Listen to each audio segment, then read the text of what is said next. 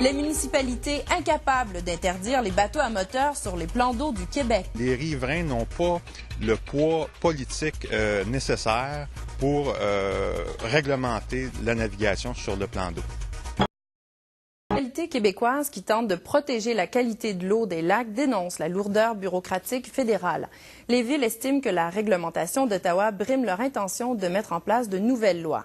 Le problème est que les villes doivent démontrer que l'interdiction des bateaux à moteur sont la seule façon d'assainir les plans d'eau. Isabelle Labranche. Le jour où les bateaux à moteur seront interdits sur le lac Massawippi semble encore loin.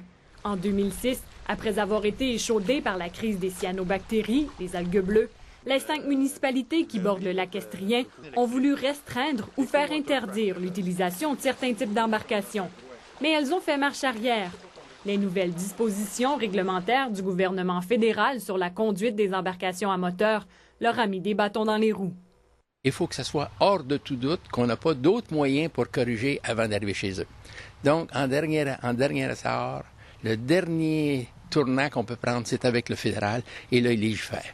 Mais il faut prouver même, hors de tout doute, qu'on n'a pas tout essayé. Ça prend 6 mois, 1 an avant de monter un dossier. C'est ce qui vous a fait reculer? Ben oui, on savait qu'on était dans le champ. On savait qu'on ne gagnerait pas de toute façon. Ça donne quoi de faire peur aux gens, puis de dire, et de se retrouver en cours, et de se faire débouter? La municipalité du canton d'Harford a elle aussi échoué dans ses tentatives pour interdire les embarcations à moteur à essence, comme les motomarines et les wakeboards, sur le lac Boker. La lourdeur bureaucratique fédérale a freiné les élus à poursuivre les démarches entamées par les riverains. Le mémoire qu'ils avaient préparé est mort au feuilleton. À n'importe quel endroit dans le processus, il y a un fonctionnaire qui peut dire à Transport Canada, « Ah, il y a une étape qui n'a pas été remplie correctement. Refaites vos devoirs. » Donc, c'est ça qui décourage les municipalités. Est-ce que c'est ce qui a fait reculer la municipalité du lac Boker?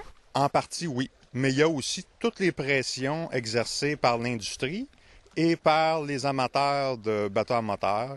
Les 5 municipalités riveraines du lac Massawippi surveillent de près la décision que rendra Ottawa concernant la validité du règlement adopté par la ville de Saint-Sauveur pour limiter à 10 km/h la vitesse des bateaux durant certaines heures. Une décision favorable pourrait influencer leurs futures actions. Isabelle Labranche, Radio-Canada, au canton de Hatley.